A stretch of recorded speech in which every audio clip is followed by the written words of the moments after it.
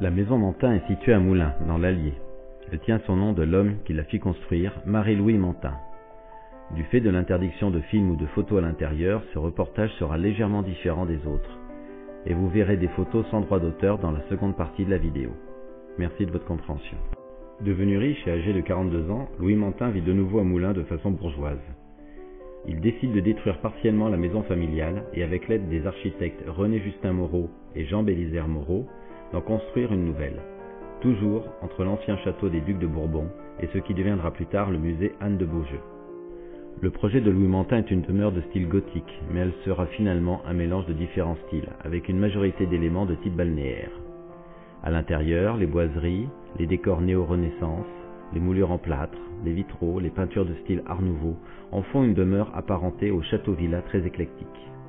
Son équipement, avec un téléphone et une salle de bain avec une vraie arrivée d'eau, font qu'elle est en avance sur son temps. Marie-Louis Mantin va se mettre à voyager en Europe et à s'intéresser à l'histoire des Ducs de Bourbon.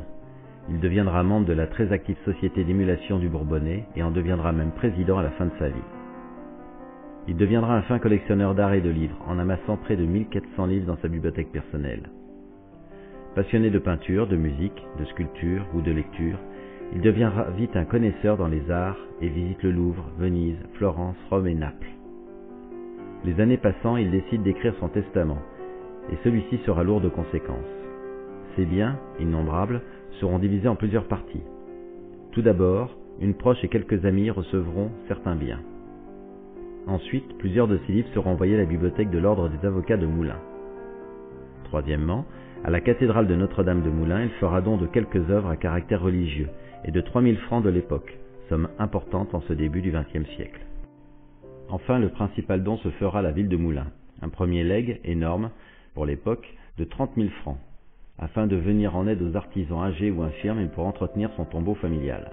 Le deuxième se compose de sa fameuse maison et des jardins correspondants, de la plus grande partie de ses collections et d'une somme considérable de 50 000 francs pour l'entretien et la garde de sa maison. Mais ce legs, à la ville de Moulins, est assorti de plusieurs conditions. D'abord, sa maison et ses collections devront être annexées au pavillon royal du château des Bourbons, une galerie devant réunir les deux édifices. Et ce bâtiment devra devenir un musée, le musée Anne de Beaujeu. À l'époque, il est alors la gendarmerie nationale.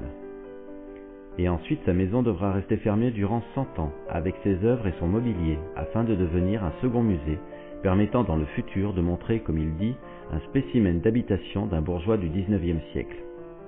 Mais il rajoute une clause à ce legs à la ville. Si dans les 5 années qui suivront la date du testament, le musée, projeté par la ville dans le pavillon Anne de Beaujeu, n'est pas édifié et inauguré, le présent legs sera caduc. Louis Mantin décédera en 1905. En 1907, la gendarmerie est installée dans un autre bâtiment et quelques mois avant les 5 ans, en 1910, le musée Anne de Beaujeu est inauguré.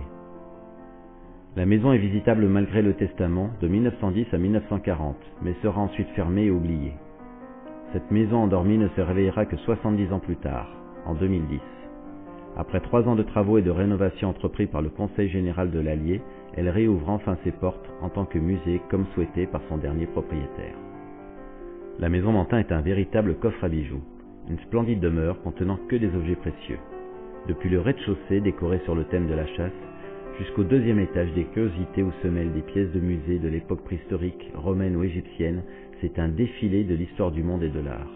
Mobilier, soieries, peinture, faïence, boiserie, sculpture, tout n'est que merveille du début à la fin de la visite. Sa visite, uniquement avec guide, est un voyage, un envol non seulement dans le monde des arts tant adoré par Louis Mantin, mais aussi un voyage dans le temps, comme le voulait ce dernier. Un voyage 110 ans plus tôt, dans une maison bourgeoise, et comportant déjà un confort moderne, un éclairage électrique, une ligne téléphonique, des commodités, un système d'eau courante et même un sèche-serviette et un chauffage au sol.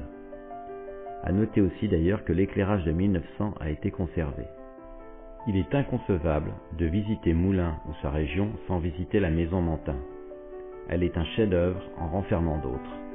Située à quelques mètres de la cathédrale Notre-Dame, vous la trouverez sans peine.